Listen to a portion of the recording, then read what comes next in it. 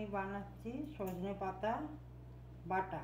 সজনে পাতা ধুয়ে কুটে নিয়েছি, দুটো রসুনের কোয়া, একটা কাঁচা লঙ্কা আর কালো জিরে। এবার কড়াইতে তেল গরম করে নিয়ে কালো জিরেটা দিলাম। এবার রসুন দেব, কাঁচা লঙ্কাটাও দিয়ে দিলাম।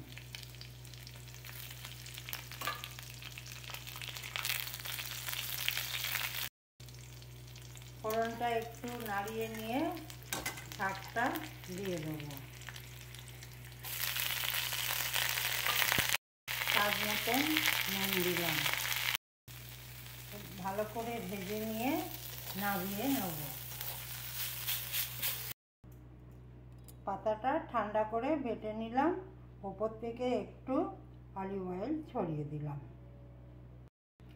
এবার আমার পাতা বাটা রেডি।